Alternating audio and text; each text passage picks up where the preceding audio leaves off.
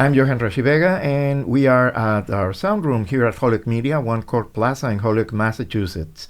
I want to welcome Yoni Glogower, who is going to let us know about a program that is taking place and a really interesting proposal that looks to engage and to generate some exchange of information in order to improve possibilities for programs and ways to get a better outreach to the community. So, Johnny, welcome and tell us all about it.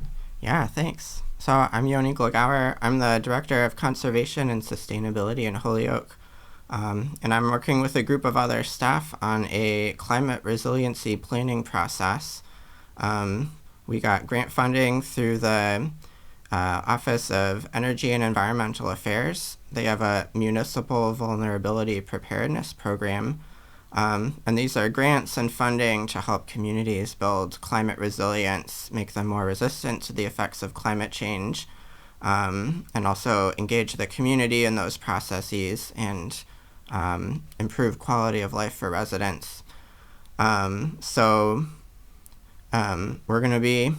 partway through embarking on this process. And right now we're looking for 6 community liaisons to come join our group and work with us and look at different forms of resiliency that exist in Holyoke, not just in terms of infrastructure, but social networks. Look at our vulnerabilities a lot more closely, thinking about things like food insecurity, health determinants, access to affordable housing, and careers and jobs.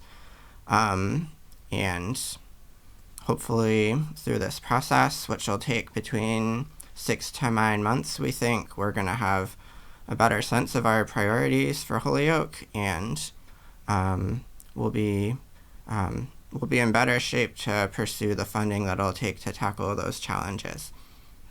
So you're looking for 6 members of the community to be licensed for this project, and it will be a project that it will take several months, in which the people involved will have opportunity of share their experiences and provide information. So you will be gathering this in order to make a comprehensive report, right? Yeah, and I can revise that a little bit. When the City of Holyoke first entered this program in 2018, we actually did a version of the planning process. That was the rule. In order to be eligible for these huge grants, every community has to do a planning process to determine the priorities. So we were early adopters. We did this back in 2018. And so we already have a plan in place from that period. And there's some good stuff in there, but it's very infrastructure focused. Definitely one of the priority items is getting a 2-way communication education campaign with the community going, looking at the effects of Hurricane Maria on migration to Holyoke from that period. But a lot of the goals other than that are very infrastructure dependent, thinking about things like what are our critical facilities in case of emergencies? Do we want to have better backup power or make the grid more resilient to storms by putting power lines underground? Urban forestry, having a real tree planting and maintenance program and doing planning for that. So it's good. We're working from that document, but this is an entirely new type of process. There was some stakeholder engagement in 2018, but this time around, we're actually building it into our core group. So we're not just city staff going out into the community to get their input.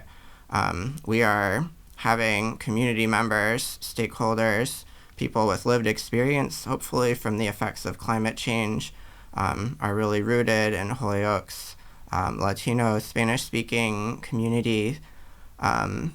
And we'll be co-creating a process, and hopefully that'll lead us to better findings and priorities.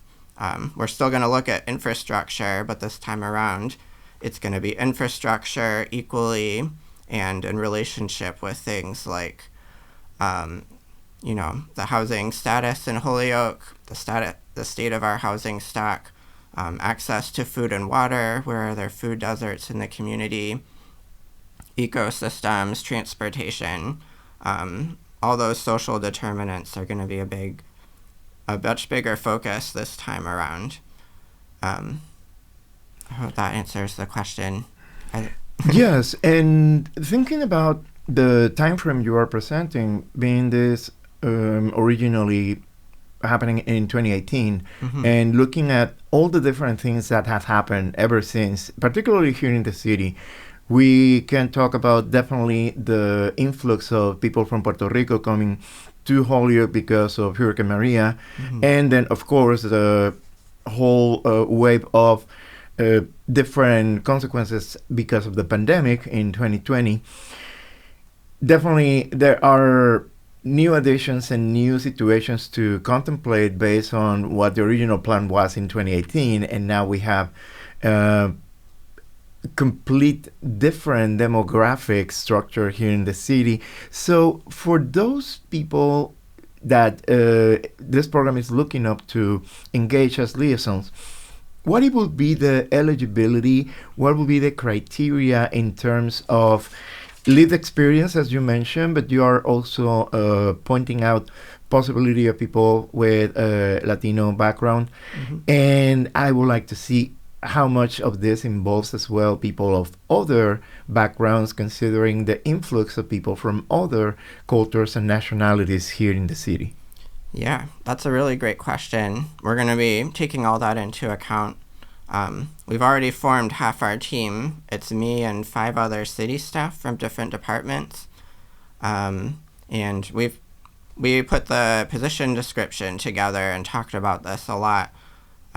So we actually did our own digging into Holyoke demographics. We invited stakeholders from the Holyoke Public Schools, especially the dual language program, for what they're seeing on the ground. We met with the chair of the Holyoke Disabilities Commission. That's another group that we want to get perspectives from. And all that informed our position posting that we've put out. And basically everything you say, we've got 6 positions available. We're going to try and capture as many of those lived experiences as we can. And yeah, we're not exactly sure what we're going to get, but we're also trying different forms of outreach, reaching to community organizations to help us spread the word, talk to people we might not know about, that they have connections with. For instance, I reached out to the Palante program to speak to their youth mentors who would be eligible to participate. So yeah, people of different ages and lived experiences for that reason too. Coming to Holyoke Media to give a shout out. Yeah, so we're gonna be taking all those factors into account, and hopefully we'll get a good and engaged group that's gonna, reflect what Holyoke looks like. And the other thing we want to emphasize is people with deep-rooted community connections. Often folks who have lived in Holyoke for a long time. It could also be folks who came here more recently through other circumstances. But everyone in the city, we know people in the community. We work with community organizations. But we're also looking for liaisons that'll help broaden who we can reach and hear about their lived experiences from. And, we're somewhat limited in that way, and we hope that we recruit liaisons that'll help us expand our ability to reach others. So if anyone might be interested in becoming liaison for this program, where they can find information on, or how can they get in touch with you in order to ask questions or even submit their application, or what is the process in order to get signed up? Yeah, great question. So glad you asked it. So we've posted this on Facebook, on the city website. There's a position description that describes everything. We have versions in English and Spanish. the application process is very simple. We're just asking folks to send a personal statement. They can either email it to me, or we could do it over the phone. They can send a voice message if they feel more comfortable speaking than writing things down. That's totally fine. And it's just a personal statement. Tell us about yourself and your background, the communities that you're a part of, that you feel at home with, and really what your vision for Holyoke is. We're really trying to stretch our understanding with this process and not have any preconceived notions about where it might lead. So they can email it to me. I can leave my email address with you all, hopefully, or my phone number is also provided. They can call and reach out with any questions. And the last thing I'll say, we originally put out a due date of October 31st. That's this Friday. We are now going to be extending that to November 7th, so that folks have an extra week to do that. So there is additional time to connect and to discuss possibilities of becoming a liaison for this project. Most importantly, I think for everything that you are describing, Yoni, that this is an open invitation for pretty much everybody in the community. So there is no limitations or restrictions in terms of background, origin, age, or location where you live, or any other conditions, right? Right. I think you have to be 18 because there is a payment associated with this. So we are compensating people for their time. That'll be $3,200. And we're assuming it'll be about 1 to 5 hours per week for a total of 80 hours. So as far as eligibility, you have to be able to fill out a W-9 form, and I think you have to be either 17 or 18 years of age at least. But other than that, exactly as you say, open to the whole community. So all the information will be available as well in the publishing of this story, and that way we can help amplify the information and the availability of these liaison positions for the community. And most important, the reminder that the due date is now extended from October 31st to November 7th. So it gives a little bit of extra time to submit your or connect to show your interest for this opportunity, and don't let that go by, especially because I think it brings a really strong opportunity for the city to really get the voices of the community to be heard in the situations that are happening today. Yeah, exactly. And it should be a really exciting process.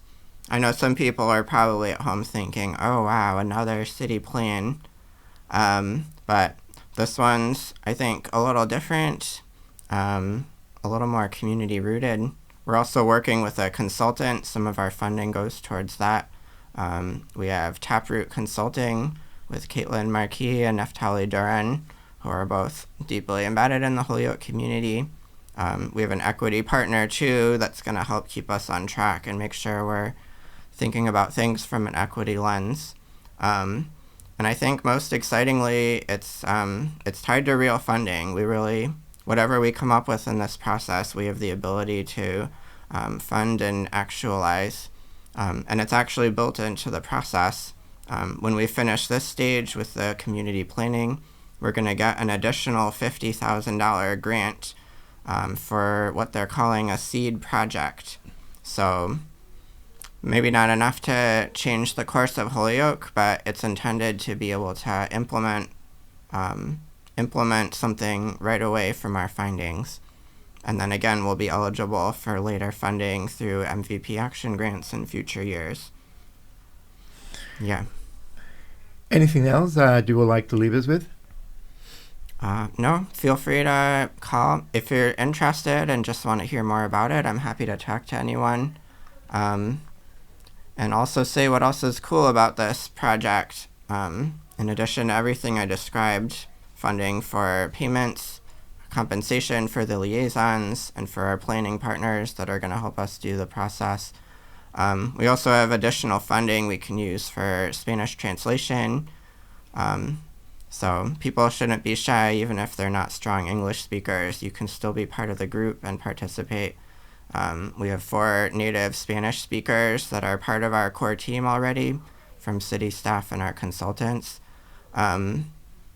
So we have funding and resources to help make the process as meaningful as possible and as accessible as possible. Well, thank you so much, Yoni, and we hope this helps to spread the word and to get those liaisons all signed up and ready to participate in this program. Yeah, thanks so much.